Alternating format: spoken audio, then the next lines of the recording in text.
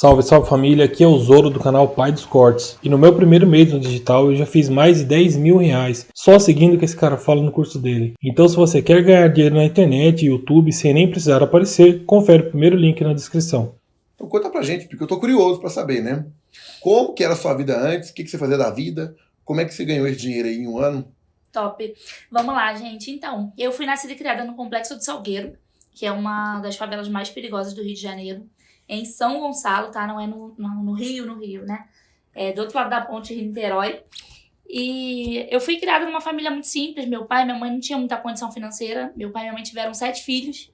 A gente sempre teve, assim, aquela situação financeira bem apertada mesmo.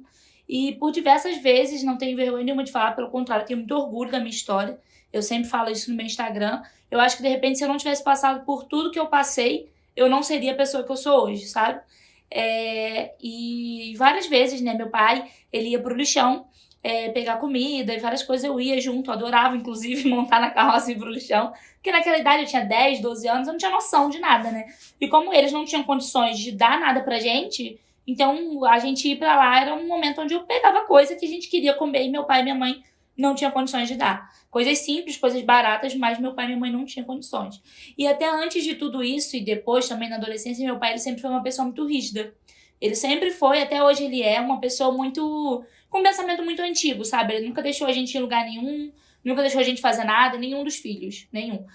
Pra você ter uma noção, as minhas irmãs, né, são 2 homens e 5 mulheres contando comigo. As minhas irmãs, todas elas, casaram virgens na igreja.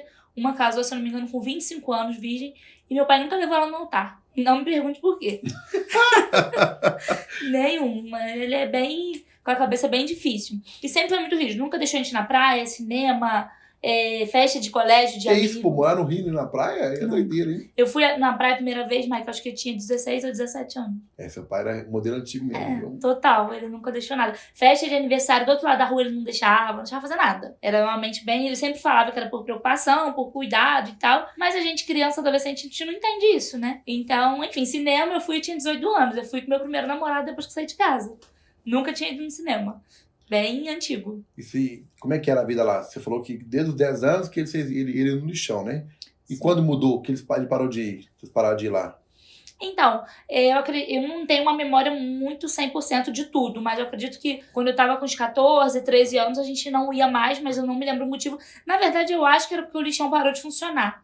Acho que a prefeitura, na época, tirou, não parou de funcionar e não tinha mais. Não foi nem porque a gente tinha mudado de vida, nada do tipo. Foi porque realmente parou de funcionar. Meu pai era feirante, ele trabalhava com venda de animais na feira. E era o jeito que ele tinha de sustentar a casa. E, enfim, né, aquele tempo todo ali, aquela vida toda, sofrendo aquilo ali, todos os irmãos nas mesmas condições. Meu pai nunca deixou ninguém fazer nada. Sempre foi bem difícil pra todo mundo.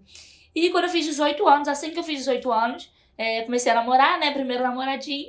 Pro meu pai tudo era tarde. Aí eu cheguei em casa uma vez, por volta de umas 10 horas, umas 10 horas da noite. E ele brigou comigo e me mandou embora de casa, naquele dia. Do nada? Falou, vai com Jesus, vai embora de casa. Só que foi uma coisa assim, de raiva do momento. Na hora que ele mandou, ele mandou eu voltar. Só que eu malandramente meti o pé, porque eu já não queria mais ficar, entendeu? Aproveitou o momento. Aproveitei o momento e fui embora e nunca mais voltei. Aí foi onde eu comecei a dar uma respirada. Comecei a viver um pouco. Comecei a trabalhar. Já trabalhava antes, né? Eu trabalhava em casa lotérica. Desde os 14 anos eu comecei a trabalhar. Comecei a dar meu jeito. Trabalhar em loja de roupa e tal. Mas com 17, 18 anos foi quando eu saí. Que aí eu assinei minha carteira numa casa lotérica e tal. Eu comecei a respirar um pouquinho. E confesso pra você que foi pauleira. Eu lembro que eu aluguei uma kitnet e fui morar sozinha, né? Nessa kitnet. E eu não tinha nada, né? Não tinha nada. Só que eu sempre fui muito centrada no que eu queria, sabe? Eu sabia que ali era eu ou eu. Se eu não fizesse alguma coisa, eu ia voltar pra casa dele, ou, enfim, não sabia. Eu ia passar fome, ia passar necessidade. Aí o que eu pensava, né? Eu trabalhava dia e noite. Eu trabalhava de dia em casa lotérica e à noite eu trabalhava com evento. Trabalhava com festa, gerenciando evento. Não dormia, não, hein? Não dormia. Não sei nem o que é isso. Até hoje eu não durmo. E aí eu ficava ali o tempo todo trabalhando dia e noite. E eu pensava o seguinte, eu passava o mês inteiro trabalhando, chegava no final do mês, eu pagava as contas e sobrou 300, 400 reais, eu ia lá e comprava um móvel pra dentro de casa. Porque eu não tinha nada. Eu dormia no chão do papelão do fogão que o meu, na época, né, namorado tinha me dado. Aí eu dormia no papelão ali minha irmã tinha me dado um edredom, alguma coisa assim, era ali que eu dormia. Minha mãe tirou uma geladeira no cartão dela pra mim e eu tava vivendo ou sobrevivendo ali, né? E todos os meses que passava, eu não gastava dinheiro com nada, eu só trabalhava dia e noite pra mobiliar minha casa. A ponto da minha kitnet se tornar uma casinha de boneca. Todo mundo adorava pra minha casa porque era casinha de boneca. Porque eu fui muito centrada ali de mobiliar tudo, sabe? De deixar tudo direitinho. E aí depois depois de tudo que eu passei ali, aquela situação toda, eu me mudei para um apartamento maior, já não era mais uma kitnet. A minha irmã, uma das minhas irmãs que era casada, se divorciou, ela veio morar comigo. A gente ficou morando junto durante um tempo. E logo depois eu engravidei do meu atual, né, naquela época do meu namorado, eu engravidei. Tive meu filho hoje tem 5 anos, o Miguel tem um filho de 5 anos. E confesso pra você que ele mudou totalmente o jogo inteiro da minha cabeça.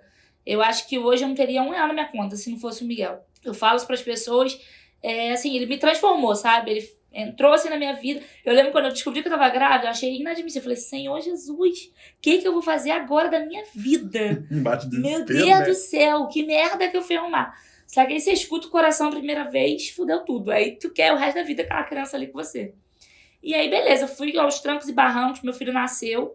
Passei muita dificuldade com ele também. Ele nasceu... Pobre é foda, né? Tá na situação difícil, arruma um filho, né? É foda, viu? Foi loucura. Eu lembro que quando ele nasceu, ele tinha infecção no sangue. Nossa. E a enfermeira veio assim, tava todas as mães, né, com o seu bebezinho já no dia seguinte. A enfermeira veio e falou, mãe, seu filho não vai vir não, seu filho tá com infecção no sangue. E médico, enfermeiro, fala de qualquer jeito, né? E eu não entendia. Naquele momento ali eu só sabia chorar. Eu falei, meu Deus, vou perder meu filho.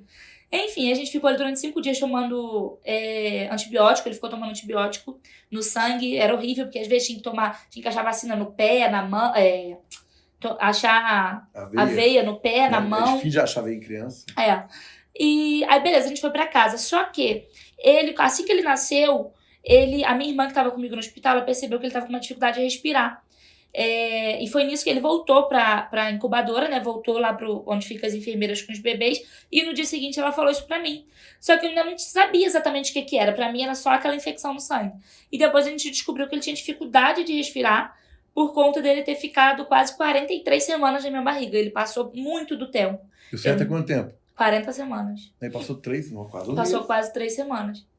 E aí ele não conseguia respirar sozinho, não conseguia respirar direito. Enfim, aí só pra resumir, a gente foi umas 3 vezes pra casa e a gente voltava pro hospital porque ele não conseguia respirar, ao ponto de na terceira vez a gente chegou na Unimed, a médica falou, não, mãe, eu vou internar seu filho, porque senão você vai perder ele em casa. E eu ali desesperada. Nossa, só coração de parou uma dessa. Desesperada. Eu não tinha noção, sabe? Eu não conseguia. E como meu pai ele sempre foi desse jeito, eu não tinha nem a minha mãe perto de mim.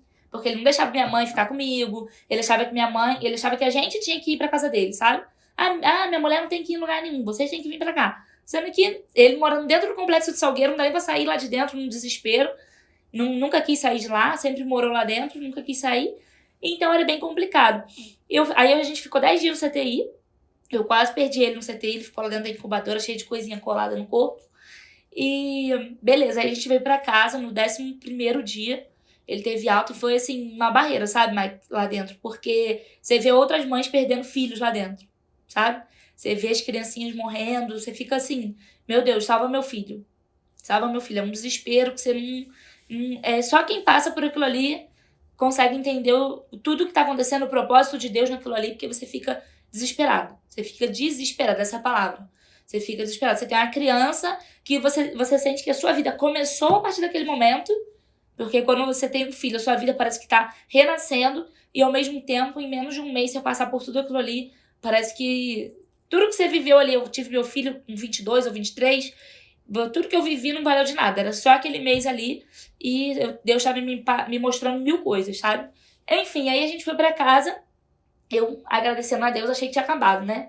Aí eu cheguei em casa num belo dia. Agora mais um problema? Mais um. Eu cheguei em casa num belo dia, fui trocar a fralda dele, ele tava evacuando sangue. Nossa, coitada da criança. Gente. Ele tava evacuando sangue e eu já tinha um histórico na família, que era o meu sobrinho. Aí eu liguei pro pediatra dele, que é o mesmo pediatra do meu sobrinho, e ele falou, olha, é hereditário, isso aí ele tá com alergia à proteína do leite de vaca. Então, tudo que você come, que vai pro seu leite materno, passa pra ele e ele tá evacuando sangue. Chegou a criar uma fissura no ânus dele, de tanto que ele evacuava sangue. Foi, assim, bem bem chato, sabe? Era de eu ajoelhar assim e falar, Deus, pelo amor, por favor, cura meu filho que eu não aguento mais. A gente ficou assim durante uns 6 meses. Ele tomava um leite que custava R$200, uma lata de leite. E a lata durava 2 ou 3 dias no máximo. Nossa, meu amigo, que isso. Era surreal. Só de lembrar eu já fico assim, não consigo nem acreditar. Mas você tinha dinheiro nessa época? Ganhava Tinha dinheiro? nada. Tinha nada. Cheguei a pedir doação no Facebook. Não tinha dinheiro. Porque imagina, você tomar 2 no dia 15 vezes 200 dá quanto? Não tinha dinheiro. Quanto que dá 15 vezes 200 aí? 3 mil? É dinheiro, viu? Era mais Muita fácil. Só eu grana. multiplicar por 2, né? Burro pra caramba. 3 mil, pra quem não tinha dinheiro pra cuidar do filho, só de leite, eu vou te falar, viu? Acabava muito rápido. E aí, o que eu fiz? Eu tava sem trabalhar, né? Porque eu tava cuidando de filho. E nessa época, eu só trabalhava com evento. E quem trabalha com evento, dificilmente você tem uma carteira assinada, você tem uma estabilidade, né? Você trabalha, você recebe ali à Tem noite. que trabalhar todo dia pra poder ganhar Exato. dinheiro. Você recebeu ali, gerenciou um evento hoje, você recebe 200, 300 reais e pronto. E quando eu saí, não tinha dinheiro. E aí eu vivia de pedir doação, pedir a familiar, pedir alguém. Você viveu o cúmulo, a miséria total, né? Porque lixão, problema de saúde, filho, hospital, não tinha dinheiro pra poder comprar, pedir negócio. Bom, você teve essa humildade de pedir ainda no Facebook a ajuda do pessoal. O pessoal ajudava? Na verdade, assim, eu não lembro, eu não tenho uma memória muito clara do quanto que eu divulguei isso. Foi até uma amiga que fez pra mim, na época, uma vaquinha online. Mas, assim, de pessoas que eu tenho uma consideração muito grande, que eu lembro que foi o Thiago e foi a Letícia. Eles me ajudaram demais, que eram pessoas próximas e entraram em contato comigo e me deram dinheiro, cada um, pra eu comprar uma lata de leite. E naquele momento, pra quem tem um filho que tem esse tipo de alergia, uma lata salvava a vida. Tipo assim, ó, meu filho tem mais 3 dias pra comer. Parece, né, surreal, mas era exatamente assim. Não, mais 3 dias eu consigo respirar pra me virar daqui 3 Aí dias. 6 meses depois ele melhorou? Então, eu cheguei a pegar esse leite pelo governo. Eu cheguei a entrar com uma ação, pegar pelo governo. Só que aí depois o governo começou a faltar e eu não conseguia pegar mais. Foi onde me bateu o desespero e eu comecei a pedir pela internet. Até antes disso eu ainda conseguia. Primeiro eu pedia doação, mas para pessoas próximas. Eu não cheguei a ir pra internet pedir, sabe? E aí foi o tempo de eu entrar com a ação na justiça e conseguir o leite pelo governo. Aí eu tinha que ir lá no centro do Rio de Janeiro, uma vez por mês, assinar lá e pegava 16 latas. Acho que era isso, 16 ou 17 latas. E aí eu pegava e trazia pra casa, enfim. E depois, quando o governo parou, tava em falta no governo, no Ministério da Saúde do Rio de Janeiro tava em falta, e eu precisei ir pra internet pedir, que foram esses meus amigos que me ajudaram. Mas aí depois de um tempo, né, a criança vai crescendo, vai ficando com um sistema mais forte. Graças a Deus ele ficou curado da alergia.